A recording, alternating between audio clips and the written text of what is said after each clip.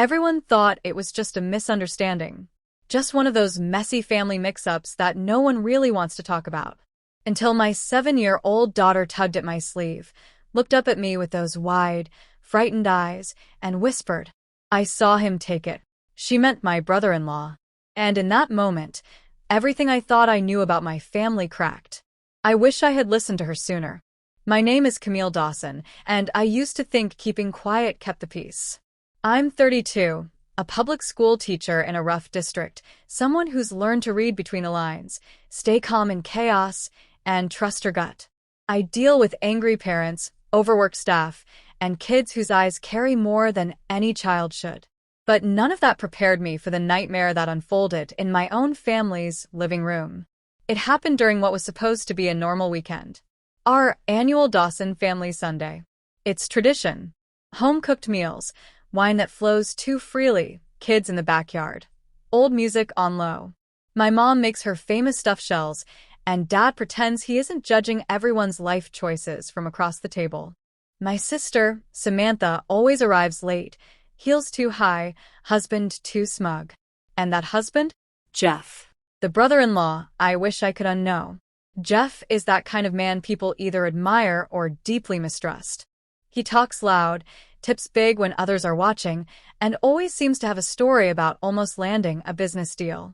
He wears a Rolex he can't possibly afford and makes backhanded jokes like, "Camille, you still molding young minds for minimum wage?" Then he winks, like it's charming. I don't laugh anymore. Everyone knows Jeff's had setbacks.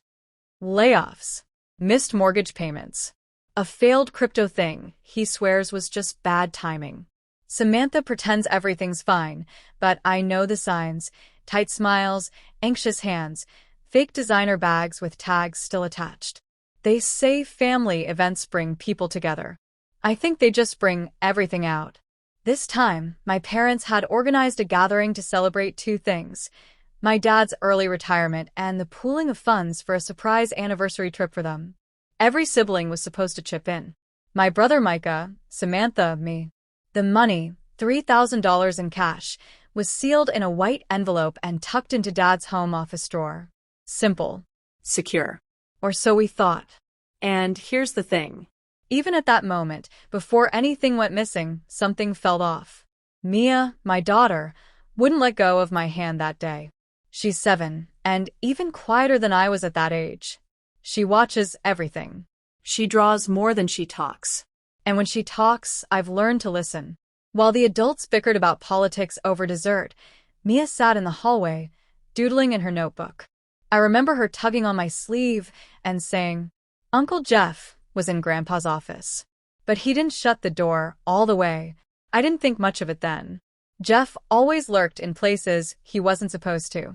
The man had once accidentally found my mom's hidden wine stash and made a show of opening a bottle during dinner. But there was something else that night, an undercurrent. Jeff was on edge, sweatier than usual, constantly checking his phone. Samantha looked exhausted. And when Dad gave a toast thanking us all for the anniversary money, Jeff raised his glass a little too quickly and changed the subject. Still, I let it go. Because that's what we do in my family. We pretend. We pretend that Jeff's not broke. That Samantha's not unraveling.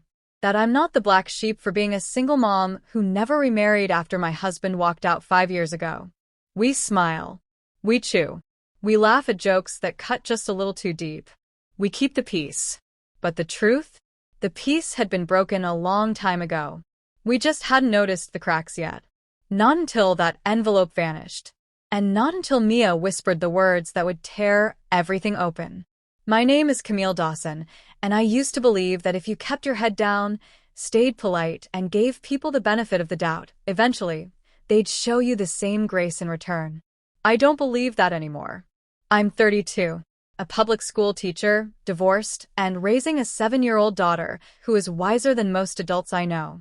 I've spent my whole life walking the tightrope between keeping the peace and standing up for what's right. But nothing prepared me for what happened that weekend. Not in a classroom, not in therapy, not in any parenting book. It started like any other Sunday. Family Sunday. We do it 4 times a year, and no one dares miss it. not even Jeff. My mom and dad are old school. Sunday dinners are sacred. Everyone shows up, no excuses. We cook too much food, tell the same stories, and pretend we don't notice the same tension that creeps in around the edges like cold air under a door. That Sunday was meant to be special. Dad had just retired early, finally.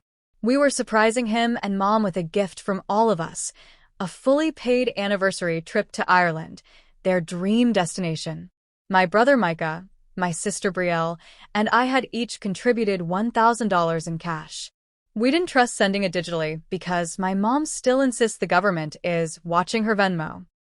So we sealed the envelope, $3,000 total, and tucked it into the drawer of Dad's old desk in his home office, behind the bookshelf. It was supposed to be our secret, our surprise, our gift of love. Instead, it became the match that lit the fuse. The house was full that day. The smell of rosemary chicken and garlic knots drifted through the rooms. The kids were screaming joyfully in the backyard. The cousins were comparing Pokémon cards on the rug. From the outside, it looked like something out of a Hallmark card. Warm, lively, chaotic in a way that feels like love. But if you looked closer, you'd see the cracks. You'd see the way Brielle smiled a second too late when Jeff touched her shoulder. The way my dad watched Jeff from the corner of his eye, but said nothing.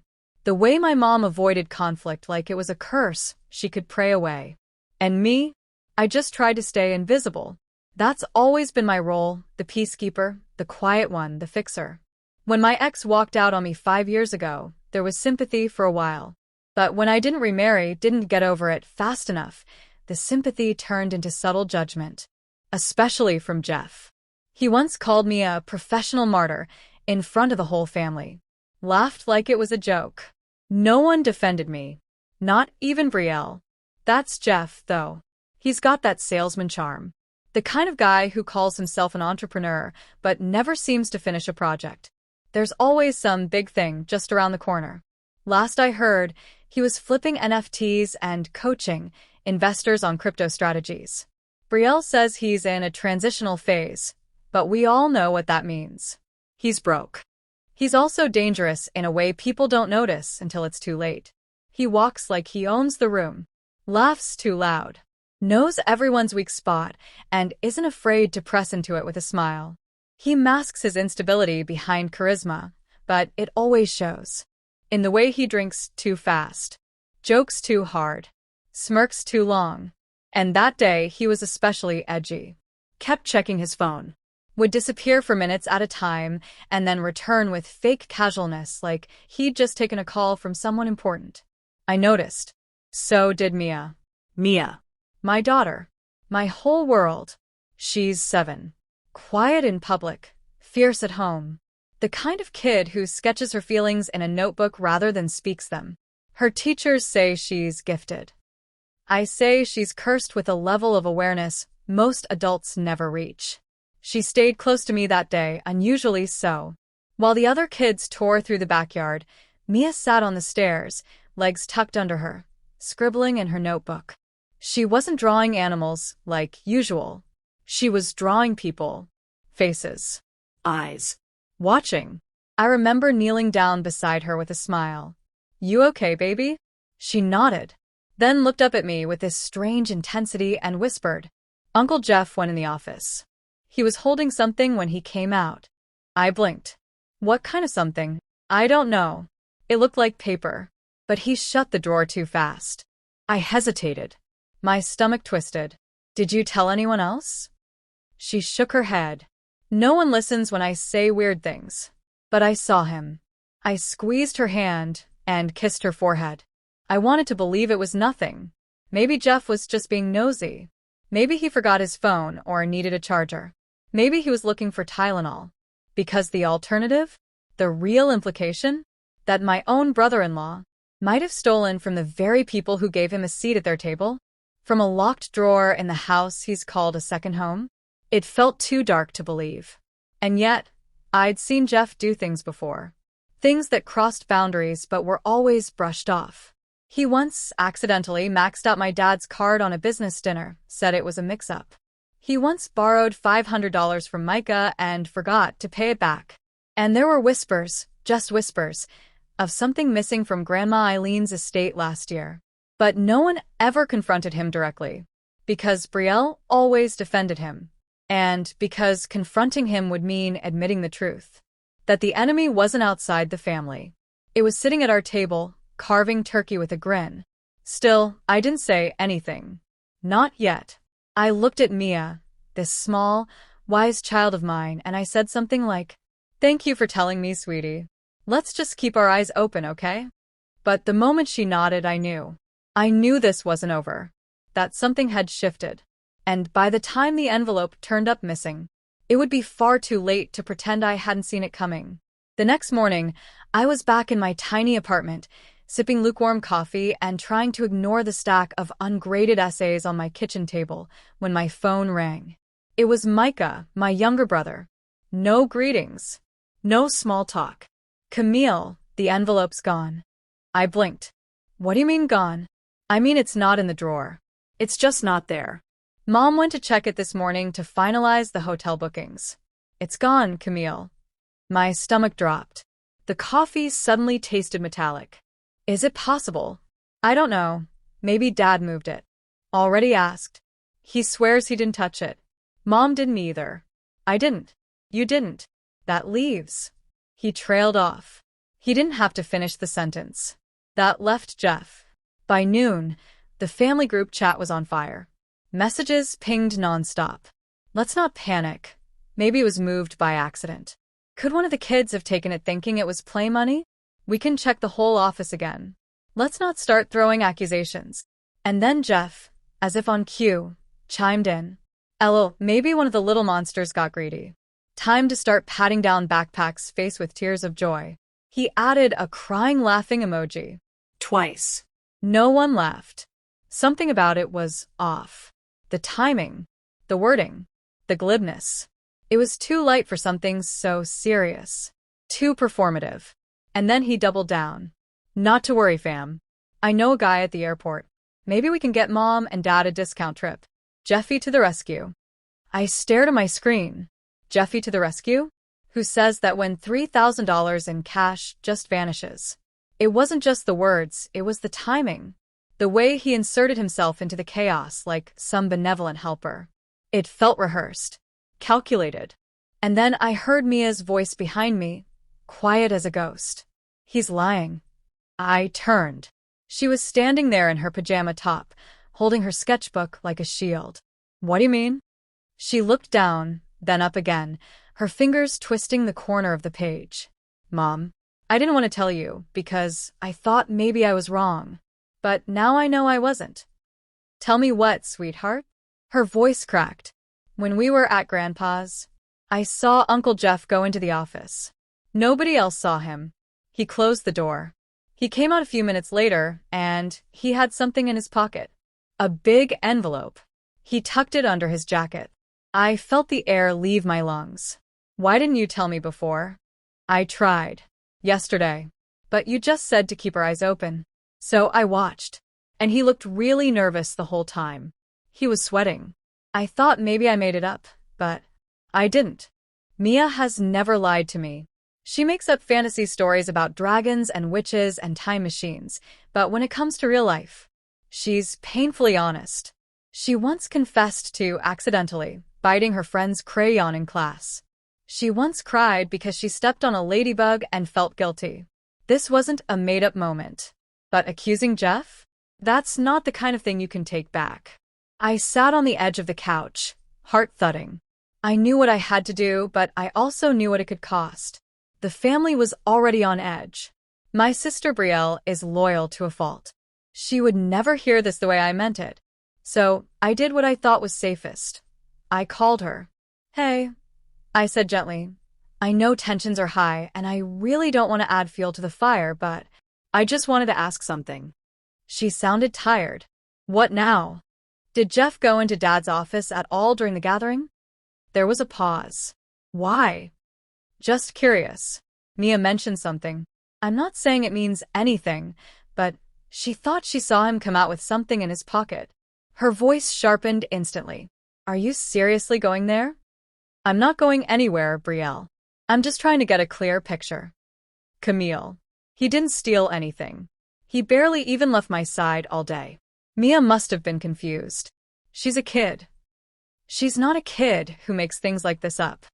Okay, well maybe she saw something she misunderstood. That doesn't mean Jeff stole $3,000. Then she dropped the hammer. Honestly, it sounds like you've been waiting for a reason to blame him for something. I felt that slap through the phone. I ended the call before I said something I couldn't unsay. Brielle had made her position clear. Loyalty first. Facts second. And I was left sitting in silence, caught between my daughter's certainty and my sister's denial. That night, I lay in bed staring at the ceiling while Mia slept beside me, one hand curled around her sketchbook. I couldn't shake Jeff's laughter. The emoji. The fake bravado. I couldn't shake the fact that he joked about the kids, as if trying to plant the idea that it couldn't possibly be him. I knew I was walking into a minefield. But I also knew this wasn't just about the money. This was about a pattern, about truth, about protecting the one person in the world who never asked me to lie for her. And somewhere deep inside, I knew this wasn't over. Not even close. The following weekend, we were all called back to my parents' house for what Mom gently referred to as a family discussion. I knew what that really meant. Damage control. We were supposed to come together, clear the air, move forward. But even before I walked through the door, I could feel the tension humming in the walls, like static. Everyone was there. Mom, Dad, Micah and his wife, Brielle and Jeff, and a few cousins who'd gotten roped into what now felt like a quiet family trial. The envelope still missing. The trust bleeding. We gathered around the living room like jurors without a verdict. There were cookies on the coffee table, untouched. Dad cleared his throat. Before we get into anything, I just want to say, let's all stay calm. No one is accusing anyone. Jeff was already smirking, legs crossed, arm draped over the back of the sofa, like he was hosting the meeting. Honestly, he said, it's kind of impressive. I mean, $3,000? Whoever took it deserves a round of applause. Real Ocean's 11 stuff. A weak chuckle. No one joined in. I glanced at Mia beside me, sitting straight-backed and silent, her eyes trained on Jeff with the kind of intensity only a child can manage, honest and fearless. Something inside me snapped. I'm sorry, but I can't sit here and pretend we're all confused anymore. All heads turned. Even Mom's eyes widened. I have reason to believe the money wasn't misplaced. It was taken, and I believe I know who did it. A beat of silence. Then Jeff's laugh, loud, fake, too sharp. Oh, come on, Camille. You can't be serious. I am. He leaned forward, eyes glinting. Let me guess. This is based on your daughter's magical vision? Cute. Real cute. She saw you, Jeff. You went into Dad's office alone. You came out with the envelope. She's not lying. Brielle shifted uncomfortably. Camille, please don't drag Mia into this again. You're blowing this way out of. The front door creaked open. We all turned. Grandpa walked in, late, deliberate, and with something in his hand. A flash drive. Sorry I'm late, he said, his voice tired. Had to stop by the library. Their printer's working. Jeff frowned. What's that? Grandpa didn't answer. Just moved to the TV stand, pulled a laptop from his bag, and connected it. After the last time money went missing, small amount, barely a few hundred, I had this installed. He pulled up a file titled office_cam_full_2025_04_09 MP4. My heart thudded against my ribs. The video began playing on the TV. Grainy, silent black and white footage. Dad's office, time-stamped from the night of the gathering. For the first 10 minutes, nothing. And then, there he was. Jeff. Looking around before slipping inside. The door left slightly ajar. His back to the camera, opening the drawer. He pulls out something, an envelope. Tucks it into his jacket. Walks out. The room went dead silent. No one blinked. Jeff stood up slowly. That could have been anything. That doesn't prove it was the money. Micah's voice cut through. Are you seriously going to pretend that wasn't you taking the cash? Jeff's face darkened. His voice, louder now, sharp and defensive. You know what? Fine. I took it. So what? Gasps. I deserve that money. Do you know how much I've done for this family? All the times I paid for Brielle's crap? Covered for your lazy brother? And you want to paint me as the bad guy? Screw that. Brielle's hand flew to her mouth. Jeff, what did you do? He laughed bitterly. You all act so high and mighty, acting like I'm some thief while you sit in this house and pretend you haven't screwed each other over 100 times before. You stole from our parents, I said quietly. From their anniversary fund. You mocked us when we panicked. You laughed in my daughter's face. He turned to me. Oh, get off your pedestal, Camille. Just because your kid plays detective doesn't mean you're some saint. No. But I believe her. And now, so does everyone else. Jeff looked around, searching for an ally, but no one met his gaze. Even Brielle backed away, tears welling. I can't believe you did this, she whispered. He scoffed, then grabbed his coat from the chair. You know what? Keep your self-righteous party. I'm done. He slammed the door so hard. The windows shook. No one moved. Later that night, after most of the family had trickled out, Grandpa pulled me aside. I should have told everyone about the camera earlier. I just hoped I wouldn't have to use it. I get it, I said softly. Sometimes we don't want to see the truth, even when it's right in front of us. He looked at Mia, who sat quietly on the porch steps, drawing in her notebook. Smart kid, he said. Good eyes. I nodded. She saved us all a lot of heartbreak, even if it doesn't feel like it now. That night, as I tucked Mia into bed, she looked up at me and asked, Was I right to tell you, Mom? I kissed her forehead. You were brave and honest, and that matters more than anything. She smiled, then rolled over to sleep. And I thought to myself, families aren't broken by the truth. They're broken by silence. And tonight? The silence ended. The fallout from that night didn't settle quietly. Jeff's departure marked the beginning of the unraveling. Within 2 months, Brielle filed for separation. She didn't make a scene, just quietly moved back in with Mom and Dad for a while, trying to piece together what was real and what she had ignored for too long. She told me once, over lukewarm coffee at the kitchen table. I think I always knew he was capable of more than I wanted to admit, but I kept hoping he'd prove me wrong. The family changed after that, not broken but raw. We had to face things we'd spent years sweeping under the rug. The passive-aggressive jokes, the forgotten favors, the way we treated truth like a threat instead of a bond. There were arguments, yes. Tense dinners. A few months where we didn't all show up at the same time. But something else started, too. Real conversations. Dad apologized for dismissing my voice that night. Mom admitted she'd seen red flags in Jeff's behavior, but didn't want to cause drama. And for the first time in a long time, my siblings actually asked how I felt instead of just assuming. I won't pretend everything healed overnight. But we're rebuilding, honestly this time. And Mia? She's the quiet hero of it all. She still draws pictures of our family, still eats the frosting off cupcakes before the cake. But there's a new confidence in her. A pride I can't describe. And me? I used to think keeping the peace meant staying quiet. But now I know. Sometimes, silence is the loudest betrayal. Because when someone crosses a line, especially someone you love, choosing to look away doesn't protect the family. It protects the lie. So I'll ask you, if you've made it this far, if someone in your family crossed a line, would you call them out? Or protect the illusion of peace? The answer might cost you your comfort, but it might also give you back your voice.